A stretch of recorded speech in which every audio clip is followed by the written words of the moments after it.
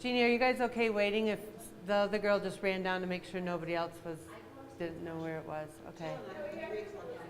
Okay. Hi there. Hi, I went downstairs. Sorry. Come on in. No, everybody kind of has done that. They had to switch things up, I guess, last minute. So we're here. Does everybody have a pen? Because we're going to do a lot of writing. This is an interactive class. Do you guys all have a pen? No? I can't guarantee I have I've got pink and red and those kinds of things, I think. But I was hoping we were eating. oh no, you got to bring your own stuff. You can always eat at my classes, but there is, I don't even have anything to offer you to. You're welcome. To snack on. I'm Angela. I don't think I've met you. We did? I'm sorry. Okay. Yeah. No, but down in, I do remember now, when we were doing our, but when we did our video project, I remember meeting you in the hall because you guys were doing a different video project that day. Now it's all coming back. Yeah. So. All right, we'll wait for, what are your names? So Elizabeth and, what is your name? I know your face in the blue, but. I'm Karen. Karen, okay, good to see you again. Me too. I work for Slifer, some of your friends here, in the Bachelor Culture. Oh, yeah, nice. Thanks for coming down for the talk today. All right, we good to go? Yeah.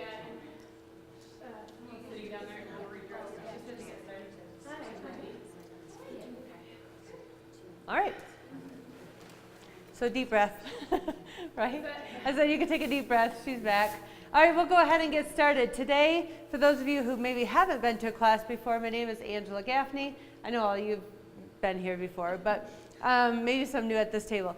So I'm your certified health coach and your corporate coach to help you live proactively healthy, vibrant lives. So today, we're going to kick off the talk with the theme of the quarter, which is own your health. And owning your health is all about being proactive, taking measures and making choices that serve you and your needs so that you're proactively taking part in being healthy all year long. Does that sound like a good idea?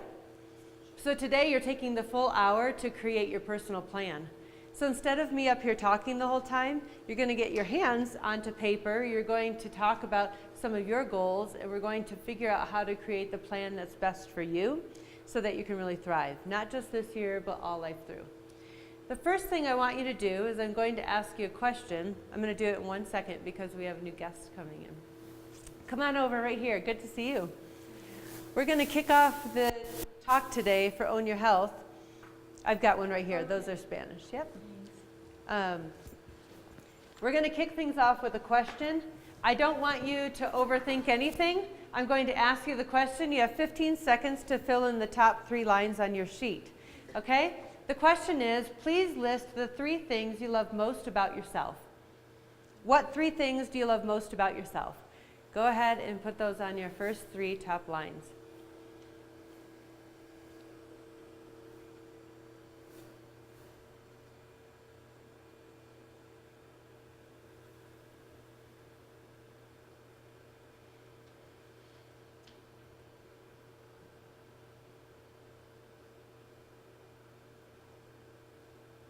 All right, you can keep continuing to write if you so desire. Was that challenging for anyone? Most people find it pretty challenging. In my practice when I first started, I only focused on one-on-one coaching, and in the last few years have gone into bigger group settings. Every one-on-one client that I served struggled, not every, but I'd say 90% of them struggled with this specific question. And the reason is because we are not taught to celebrate ourselves. We're not taught at a young age to sit there and talk about all the things that we love about ourselves. We're conditioned to do quite the opposite and be more critical. But this is important because when you can become more aware of what you love most about yourself and how you value yourself in this life, you're better able to make intentional choices that serve you and fuel you in health. Does that make sense? This is why I start the exercise off with this one question. The next step is you've got to turn to your counterpart next to you, and I want you to tell them what you put on your paper. Say, this is what I love about myself. I love that I'm ABC. Go ahead and do that part of the exercise.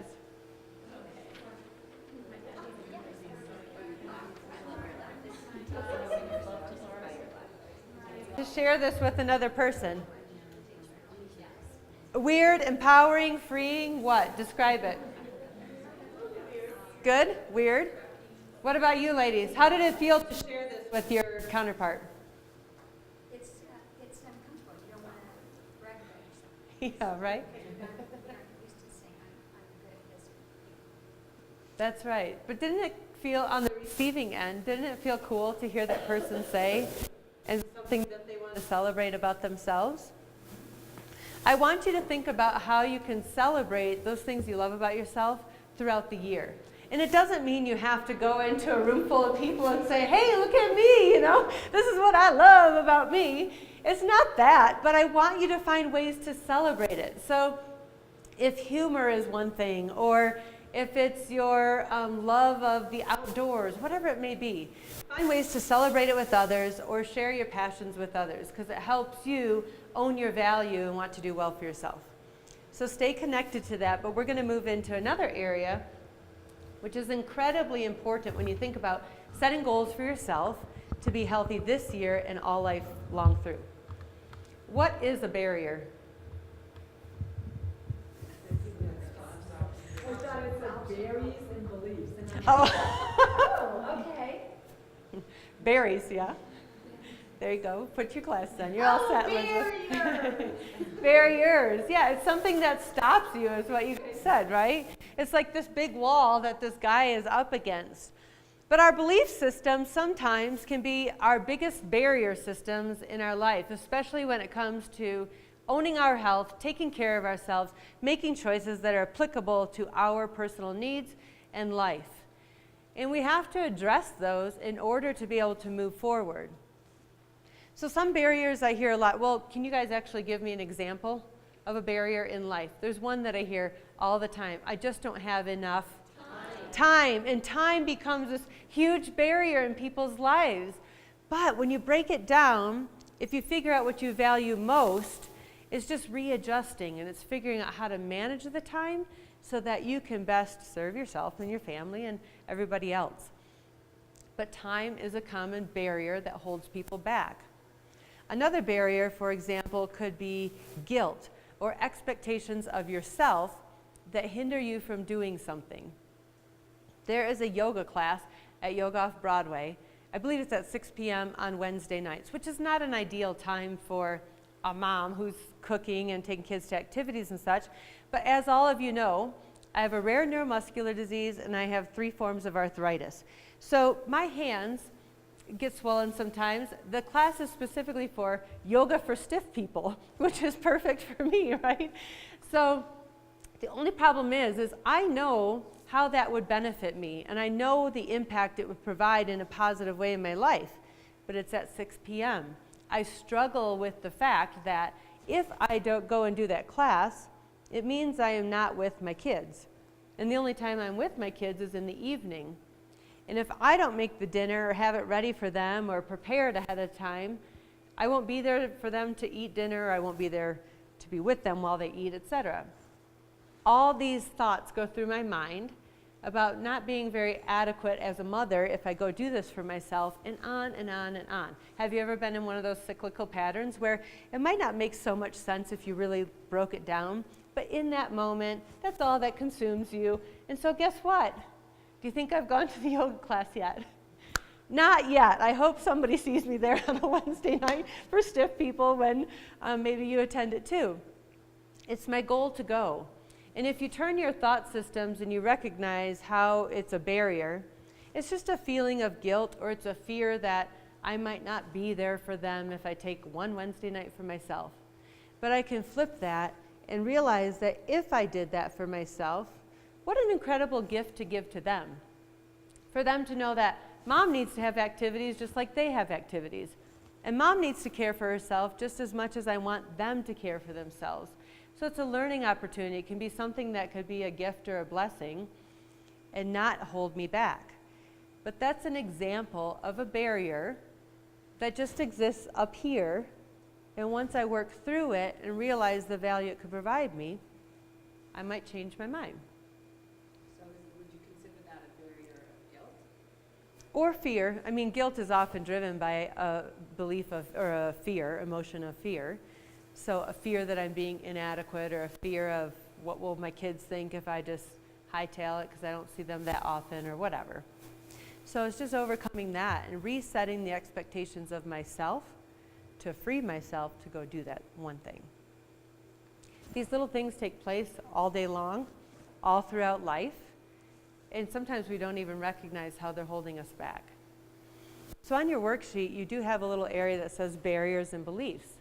I want you to think about what truly is holding you back from just doing some of these things. I know you all have a list of the things that, gosh, I wish I would do this, so you keep saying you're going to do it, but time goes on and it doesn't get done. There's some barrier that exists. So what is that? What does it look like? Think of the emotional or thought barriers that exist, as well as physical barriers. And think about expectations of yourself, as well as expectations that others may have of you. And just jot those thoughts down on your paper. Goals for you. We'll revisit these things that you value most about yourself, the things that you love, as well as your belief and barrier system. But before we get into goals, we're going to focus or touch on two other areas that are incredibly important when you think about fulfilling your health goals and vibrant living for your year as well as your life. Two areas I focus on in my coaching. The first is life food, and then the second is table food, and you'll see your little diagram there for both. Life food is all of these things that exist in life that fulfill us and nourish us, far beyond the nourishment that we get with our table food. It's things like your home environment, your physical activity, health, career, creativity, spirituality, social life. This wheel is called the Circle of Life. It comes from the Institute for Integrative Nutrition where I trained, and I love this document. This tool, along with two other resources, the 5-minute stress buster and eating for inflammation. I'm using a new resource called Kiwi Live, where I will, every talk, I'll put additional resources out there for you to use. So if you go to kiwilive.com, kiwi like the fruit, K-I-W-I live.com, it'll say, what's your kiwi? And your kiwi is just lowercase Angela, A-N-G-E-L-A. All these documents are there for you if you so desire to use them. What is the difference between fulfillment and success? Can anybody tell me what your thoughts are? Fulfillment versus success. I think success is probably what the society more perceives as achieving something versus fulfillment is how it makes you feel when you get something. That's excellent. Yes, it is. So a great example of success versus fulfillment is, and it can be driven socially, what people think of success, but it's also our own expectations of ourselves. So if someone gets into a new corporate career and they decide in 4 years they want to be in a director position and make X number of dollars for their salary, and in 4 years' time they climb that corporate ladder and they land that executive role or director role that they so wanted. So now they're successful, they're at the top of their game, but every morning when they wake up, they're tired, they don't feel like going into their job, that job is taking too much time from their family, so all of a sudden the quality of life in that role that they so desired for so long, even though they're successful, isn't truly what they've realized they ever wanted. So they're successful, but their life fulfillment, waking up every day, not being so thrilled about going to work, is down here. And there's a big disconnect. So fulfillment is the joy that you feel. It's the excitement, it's feeling whole and complete. Like you don't need anything more, if that makes sense. Oftentimes people, when there's a void, they will use table food to fill the void. But table food is not fulfilling. Life is fulfilling. So you have to take a peek at life to figure out where you need to work on things a little bit to be more fulfilled in life so that you can feel more happiness, more joy, feel whole and complete with where you are in life, and really use your table food as just nourishment and fuel for the body to feel good and really function at its highest level. So on this wheel, if you download it, the middle center is completely unfulfilled. The outer circle is where you're completely fulfilled in life in that area. and you would just put your dot on one of the spokes, put them on each spoke, and then you connect the dots. The goal is for your dots to be a circle, a beautiful circle. Guess what? I've never seen that in my own life or anybody else's. There are these beautiful starburst, activities that take place with these beautiful designs. The other thing that takes place is that life can happen. Difficulties can take place, challenges, the loss of someone, or positive things like a move or a new career or a marriage or a baby along the way. So I suggest that you do this quarterly and just use different color ink or different dotted lines or X's to connect your dots and things to identify the dates that you log your information. For today's purposes, I want you to look at this circle and pick 2 areas that you feel you could be a little more fulfilled in, and that would help you to focus on this year. Can everybody read all the areas that are up there? Okay, so just select 2 because we want to be quite focused. Someone said yesterday, what if they're all of them? Well, that could be the case, right? But we're going to be very focused in our efforts because that's what helps us stay on track. So pick 2 and jot those down in your life food category on your little sheet. Some of you know in my coaching we focus on table food and life food. Table food is incredibly important because our body needs all this nourishment to function at its highest level. Do you guys remember why color is so important? Can you tell me why we should have full color on our plate? Yes, nutrients. Excellent. Specifically, nutrients that come from plants. What's that? Okay. Specifically, nutrients that come from plants. Those different colors in all of these plant-based foods, think vegetables, fruits, beans, nuts, seeds, grains, all of those colors provide you different phytonutrients. And these foods work synergistically together when they're eaten in a whole form. So you get the biggest, robust fighting power in the body to fight disease, reduce oxidative stress, give your body antioxidants to do so, kill off free radicals and let your organs be happy in there and function at their best. How many servings of vegetables should we have every day? 6 would be great. Yeah, 6 is awesome, but technically we should all have 9 servings, which is 4.5 cups of vegetables per day. I read that our United States of America doesn't even produce enough vegetables to feed those allotted servings to each individual American. But Did you say that 9 servings equals 4? 4.5 cups, because a half a cup is 1 serving. Okay? So 4.5 cups of vegetables. Half of that, so a couple cups of fruit, if you so desire, and then some leafy greens every day. I want you to consider your daily habits. What does your diet look like? Are you getting up in the morning and grabbing a 100-calorie pack and your coffee to go and hitting the road to get into work on time? Or are you spending time on a great breakfast, but then lunch kind of skids by because you've got too much responsibility at work and you find yourself at 3 p.m. and you haven't touched anything for lunch yet? Or are you hitting the candy bowl at work, which we're trying to get rid of, right? But I would love that. But there are all these habits that take place. You know, some people yesterday in one of the groups, they had a lot of soda drinkers. And so that became one of the goals. I want you to think about not necessarily what your plate looks like at every meal or whatever, but just your overall habits.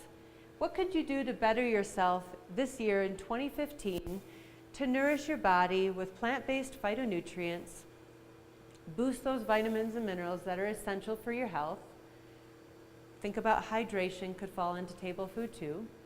What do you need to do for you to up your game? Write down 2 or 3 things in your little diagram for table food.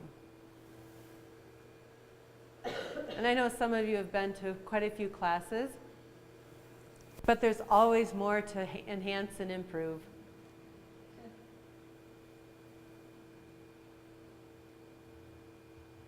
TJ, I bet if you walk in and out, they turn back on again.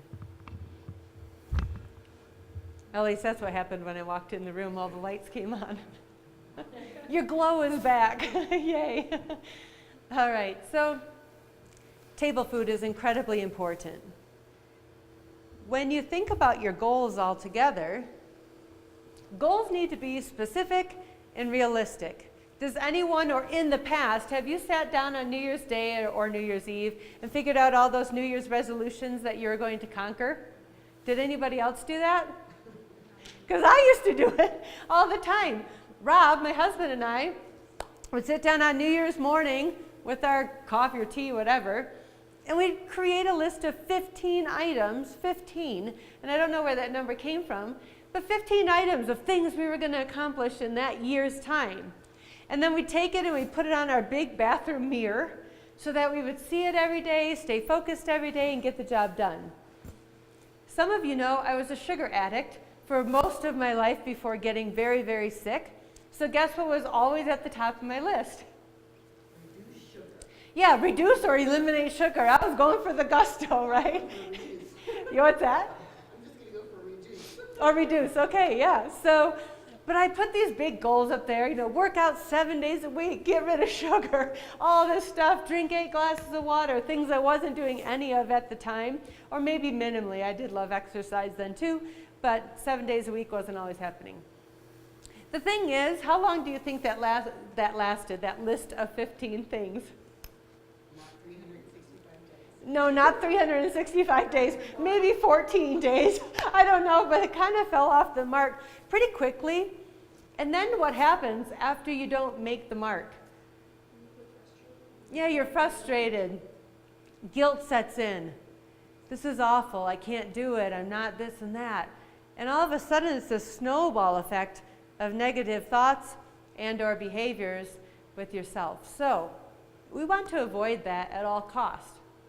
Today's goals are going to be very specific, and we are going to identify why they're important to you. So the first step is, under goals, you have a number 1 and a number 2. Don't worry about the ABCs yet. I want you to select 2 goals for yourself that you would like to achieve in 2015. Only 2. Make sure they're realistic. Make sure they're specific. And take a peek at your barriers as well as your life food and table food input on your paper. And make sure that you're selecting things that are going to help you this year.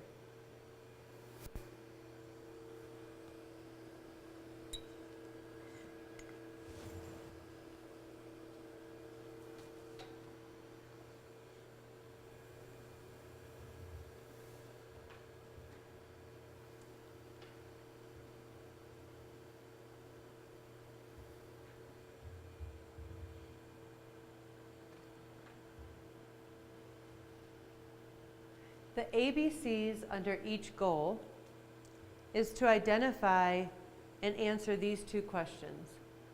What will this provide me to accomplish this goal? And how will it serve me to do so?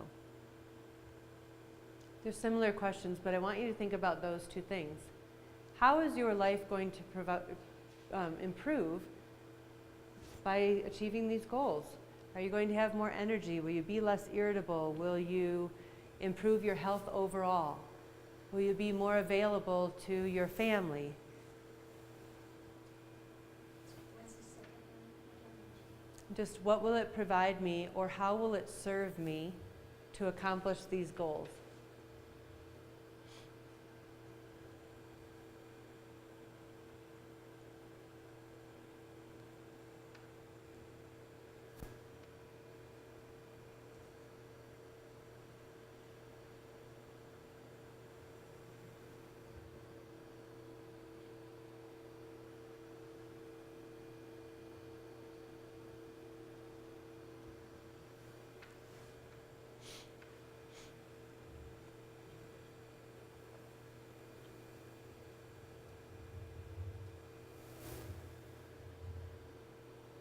Pretty amazing you get to take the hour to do this for yourself, especially on work time, because you're crafting a plan that's going to hopefully sustain all year through, because you know how it is going to impact you.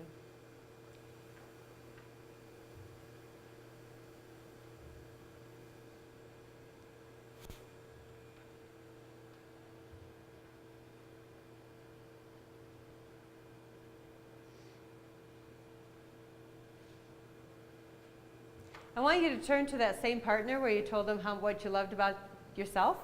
And I want you to share just one goal and maybe one reason or what is going to provide you, or you can summarize it just quickly to share. So one goal and the what's important to you, or why, what will it provide you, or how will it serve you to accomplish the goal. Go ahead and share that quick.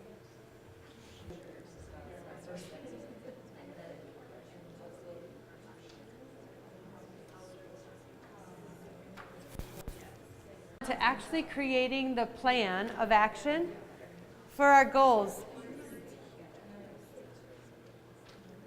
But one rule of thumb that I want you to know off the bat, and you can write this on your piece of paper, anytime you make an action plan or have goals set for yourself, the number one rule to always follow, above all, is to be kind to yourself through the process. Above all, always be kind. Because there are times where we're going to veer off track. A year is a long time in some regards, and then other times it seems like it goes by really fast. But there are going to be times where you fall off track, and we're going to set some parameters in place to bring you back to stay right on focus and take care of the tasks that are important to you. Part of that is to do with accountability. And then we'll come back to the plan of action. But accountability, I want you to think of when you're creating your plan of action, because we're going to be very specific about it.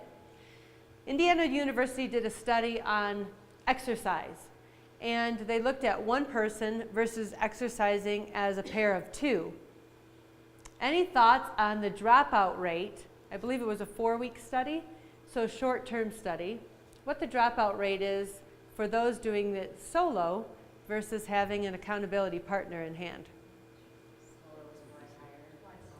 Yeah, solo, okay, twice as higher or higher. In a short period, more than twice? Yeah, you're right. So the dropout rate was 48% when you were a solo person going in to follow the exercise plan. And for a partner, the accountability only had 6% dropout rate. But think about it. You have accountability in all different areas of your life. You have accountability at work, right? You've got to hand in your projects and get your reports in on time and all those things. And when you know you have to do it, you're going to get the job done. But sometimes we don't do so well when we're on our own as much as we would with an accountability person in place. So part of the last exercise we'll do is to have an accountability partner identified to share this with so that they can support you in a caring manner going forward. Okay? So you can keep that in the back of your mind as we work into the actual plan of action for your goals. Take that plan of action and just put a line down the center of it. I should have done it for you, but just create two sides. And I want you to put your first goal on the left side and your second goal on the right. So you've got goal 1 over here, goal 2 over here, because you're going to create an action plan for both. So goal 1 on the left, goal 2 on the right. Would anybody be willing to share their goal that they had? Just one? Yes, go ahead, Karen.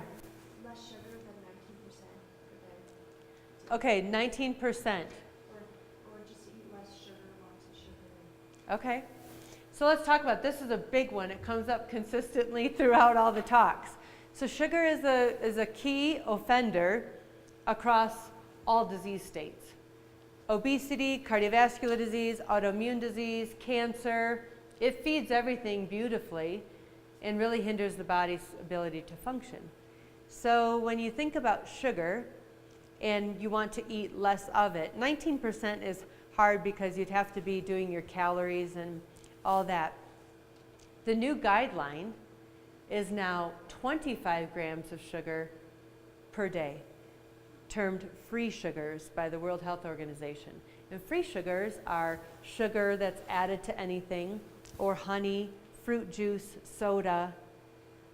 So 25 grams of free sugars per day. It used to be 40 grams, but now they're realizing that sugar plays a bigger role in all these different disease states, unfortunately. So they're cracking down on it, which is really good. 25 grams of sugar, though, can exist in one yogurt in the morning. A can of soda is 41 grams of sugar. Just one little Pepsi or I only know this because yesterday in one of the classes, someone gave me their Pepsi can and another one gave me their yogurt. But the yogurt had 26 grams of sugar, it was a Dannon Light, and the soda can had 41 grams. So if you were to drink one soda a day, thinking you're doing all right because it's just one soda a day, you far exceeded your quota of free sugars for your body. So maybe the 25 grams would be a good way to give yourself some parameters. But give me a plan of action. So you have 3 action steps. If you want to reduce sugar in your life, what does that look like for you? First plan of action step would be what? Well, reading labels, and then I make my own yogurt, so I add maple syrup and Okay. lemon zest, something like that. Yeah. Try not to candy or, That's a big one. Right. Okay. So you've got a lot of these things. So label reading could be one action item under number 1. But then we have to be very specific about this. Because when do you schedule the time to do the label reading? right before I eat or when I buy it. Okay, so you're doing it actively right now.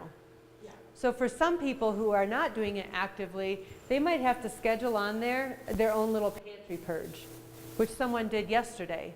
So they had on there, they had scheduled time because she wanted her family involved. So number 1 on the plan of action would be label reading. Under that, letter A would be schedule time with the family within the next 2 weeks. And then for the actual pantry purge, I gave her ideas. Make it a game. Look online for all the different names of sweeteners and see how many of those you can find in your labels. And then those foods go away. You know, and then you have to figure out how to replace and all that.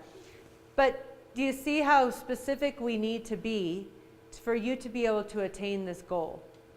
If you just said read labels, but you aren't currently doing it, she is by chance, but if you're not currently doing it, then you need your plan of action to figure out where are you going to even start. And the best place to start is in your own home. And then take it to the grocery store and start reading labels as you shop. Know what to look for. So what do you do then if you read the labels and you know it's an offensive food? What's your next step? Just don't buy something different. Okay, so you buy something different. So do you need to meal plan differently or plan your snacks differently for your daily habits as well as a second action item? No, I've been doing it, but I get into trouble when I don't plan. Okay. You get off work and you know, oh, I really don't want to make something, so you eat something you shouldn't. Right. So it's better planning. Yep. So planning, even though you're currently doing it, needs to be enhanced. So meal planning or food planning, whatever you want to call it, should be your second plan of action. But then again, so that's number 2. And then under number 2 for food planning, you need to figure out your ABCs, how you're going to get the job done. Does this make sense to everyone? Your plan of action better be so specific that you could tell me when you're going to get the job done and how. Because that's how you'll hold yourself accountable, and that's how your best accountability partner can best help you, because it's clearly defined what you need to do for yourself. Instead of just saying, throwing it out there, I'm going to cut out sugar this year and go less sugar, like I did on my 1 of 15, right? And then nothing ever happened because it was a great idea, but I never took the steps back then to figure out how I was actually going to get it done until I was kind of forced to do so. So start writing now. I'm going to come around to the tables, and we're going to talk this through a little bit. I want you to be very specific. Put your 2 goals down, at least 2 plans of action for each goal. And if you need the 3rd, great, then pop it into there. Okay, so let's take a little bit of time to talk about that, and then we'll come back to accountability quick. All right, ladies, is getting specific easy enough for you? Sometimes. Okay, so physical activity is a good one. Do you currently schedule activities? No. I keep Okay. thinking about them, but I don't write them down, and then I don't end up doing them, and I get too tired after work, and when I have my days off, then I don't want to do anything, and, you know, so. So let's make schedule activities something even more specific, like every Sunday by noon, Okay. you have to have at least 1 activity scheduled for the week. And do you enjoy doing it solo, or do you enjoy it with friends? Both. Okay, so if you want a friend involved, right, then the invite needs to go out by Saturday morning to Okay. just get something on the calendar. And then maybe you say, hey, do you just want to meet up every first Saturday of the month? You know, start thinking about specifics. Okay, yeah. Or maybe you tell yourself, you know, you start with just one day a week as an activity, right? Okay. Or, and then you've got going to yoga class once per week. Yeah. So there already you would have 2 things in place. Another one was to maybe take a walk at lunchtime. Perfect. Yeah. So you need to bring your snow gear if it's snowing, right, for the next few months or 2 months maybe, right? Hopefully not 3 months, that would be a bear. But yeah, go ahead and, so that's how specific I want you to be. Okay. If you keep a journal, great, but where is that journal? Is it on your fridge so you see it every day? That's what Is I it at your desk? Is it on your bathroom mirror? I want you to visualize all of this. Okay. I would put it on my refrigerator and have like a checklist, everything I want to do during the week. Okay. Every week, like yoga, go for a walk, go snowshoeing, go skiing. And then I could also put it on my calendar on Outlook and put a deadline. And so I Okay. keep reminding myself, because I do that with just about everything else, so that would work too. Excellent. You know what works for your personal life, so start breaking it down so that it's very specific about when you're doing the activities and everything else. All right, next, Karen. What you got? And has everything worked out okay?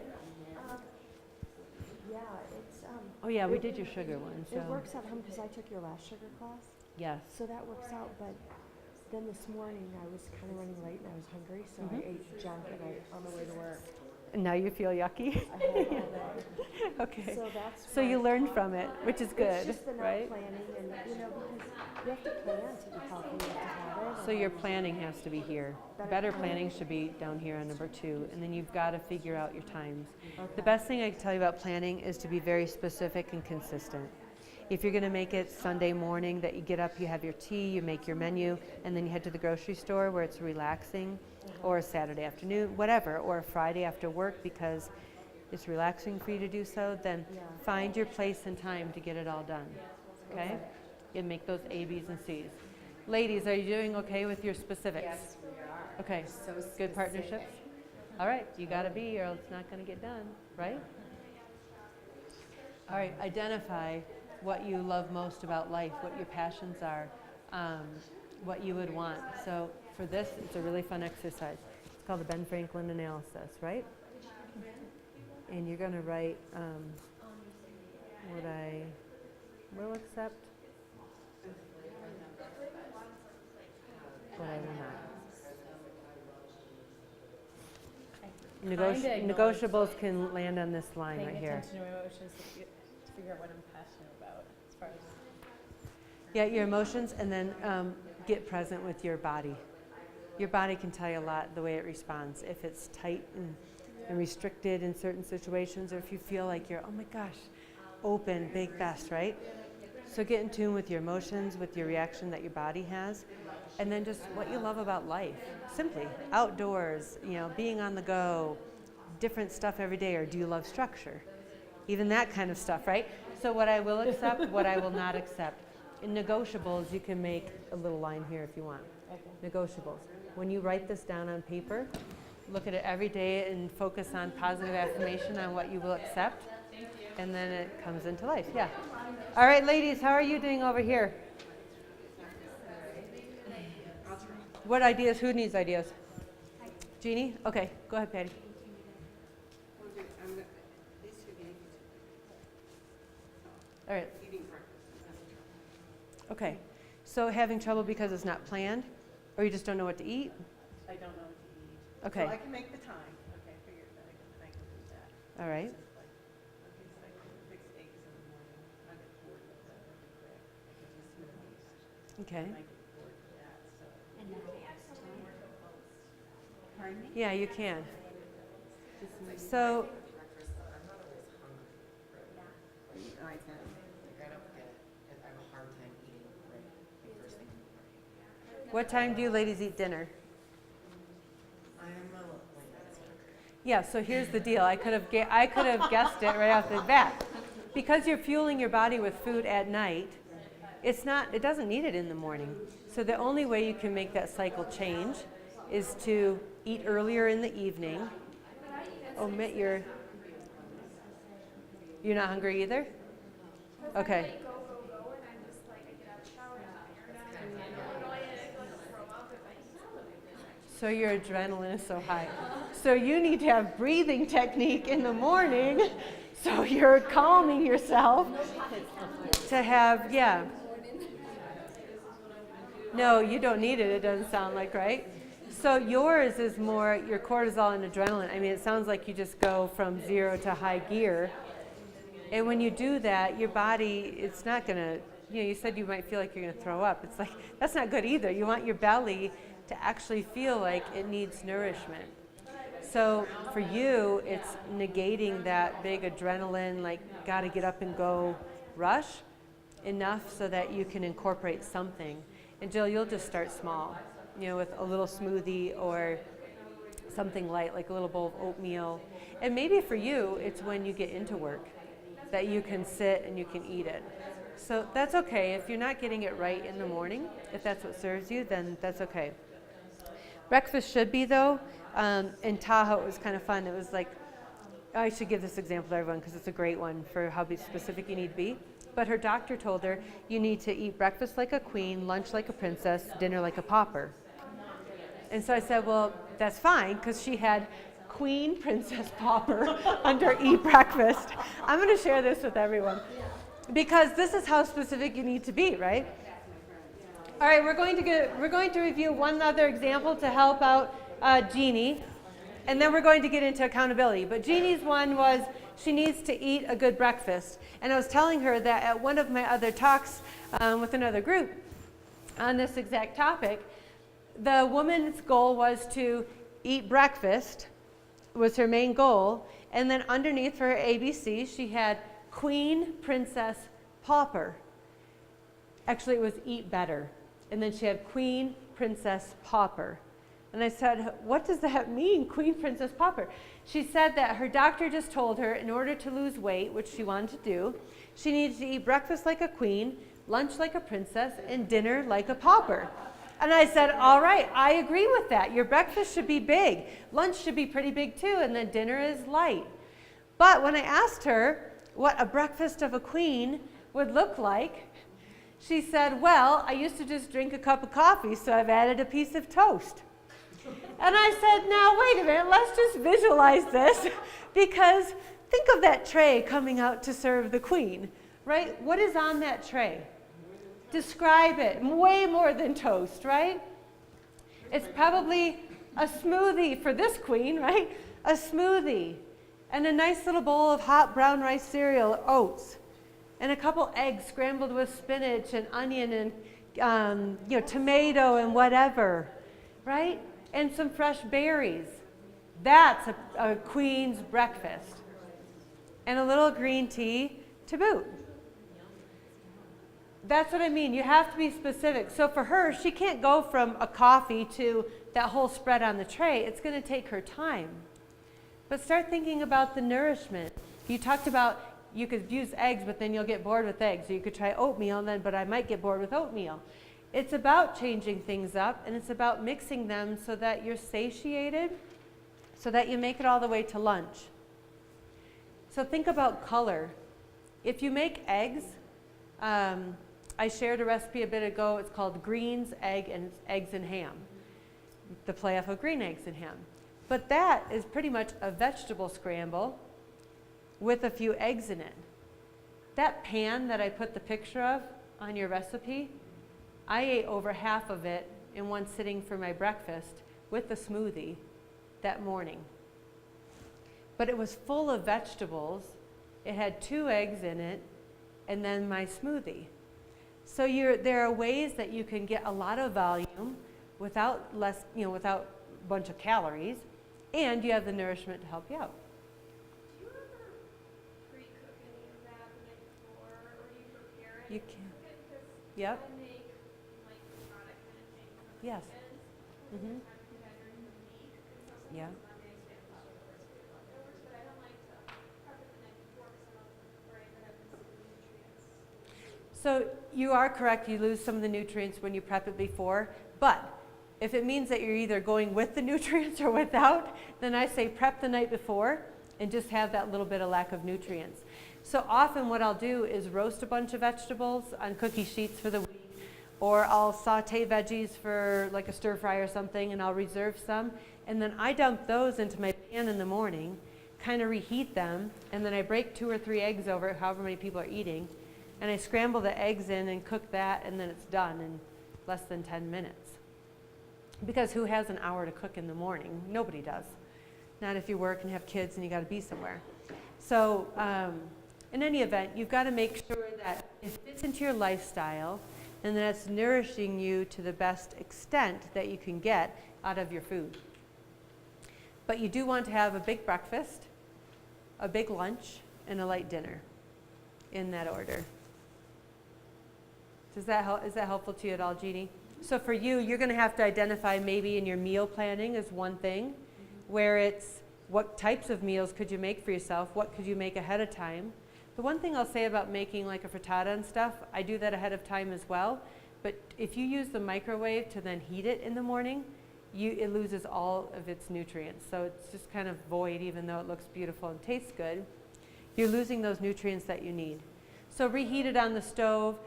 Some people use a toaster oven. You could pop it into your regular oven too. What I do is I prepare the vegetables, like 2 of them.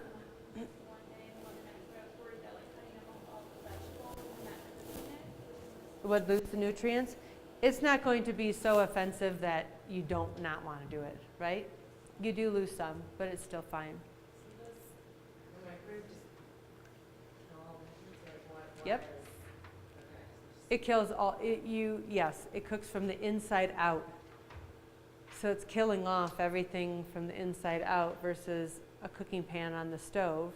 You're cooking the outer part of the food first, and you're not cooking it long. If you have Right? frozen vegetables that you are warming up, Mm-hmm. you don't put them in the microwave. No. So what I do for frozen vegetables for the kids, it's very easy. You can throw frozen vegetables if you have a steamer. You can still throw them in the steamer frozen, and they'll cook them up really quick. I have an electric tea kettle. So if it's frozen peas or something like that, it takes 2 rounds of the boiled water. But I'll just put some in a bowl, however much I'm going to serve. I pour the hot boiling water over them, let them sit, strain it. Now they're like close to room temperature, and I do 1 more boiling water, sit, and then they're done. So you can do that in the time that you're cooking something else up.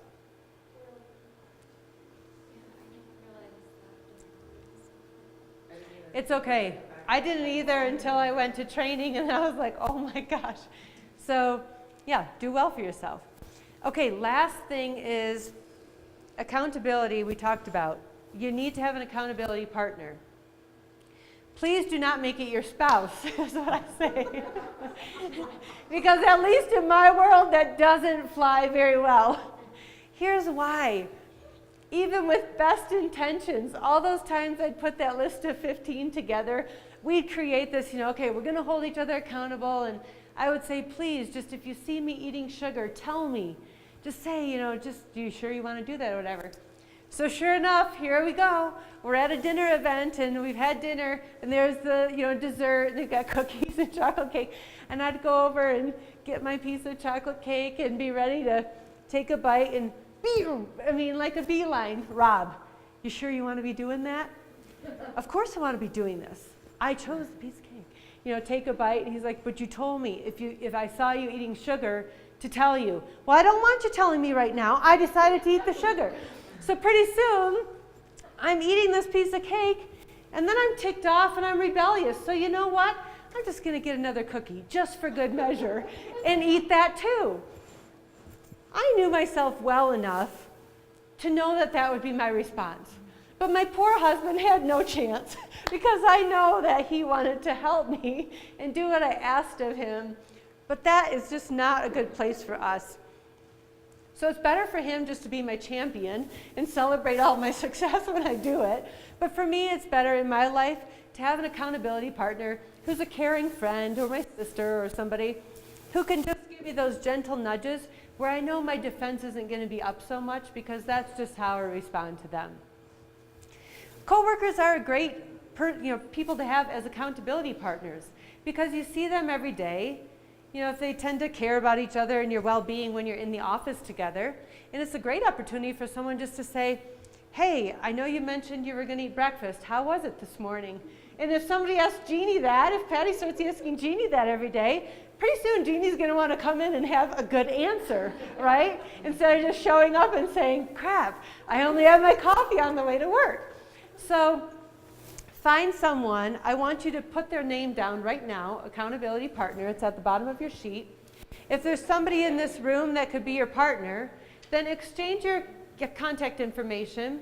Or if you're in the same office, I want you to, whoever it is, I want you to define how often you're going to meet up and check in. So a meetup could just be a quick phone call, it could be an email or whatever.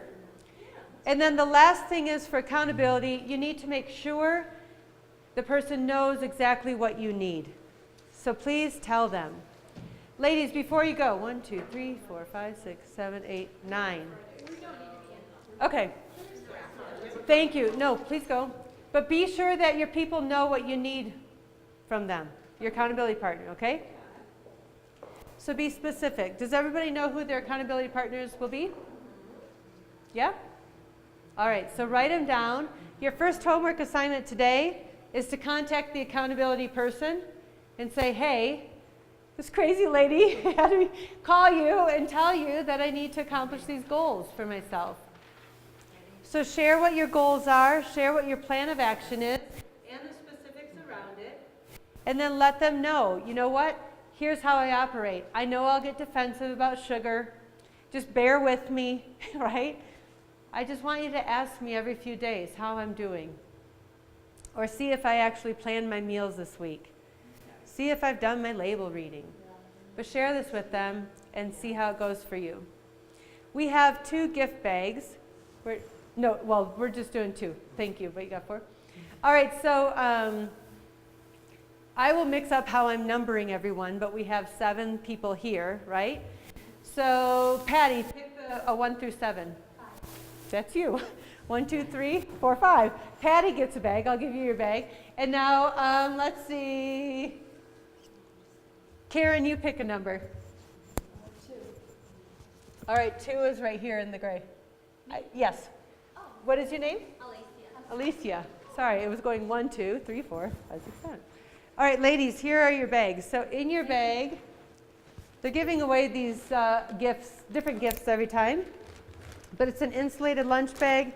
It's a couple of healthy snacks that are from the healthy snack list I put together. This is a glass water bottle. You have a pedometer to throw on your feet. This is to house your cords for your earphones or whatever. You can roll it around there and put it on here so you don't have the cords everywhere. And this is, you remove this little tab.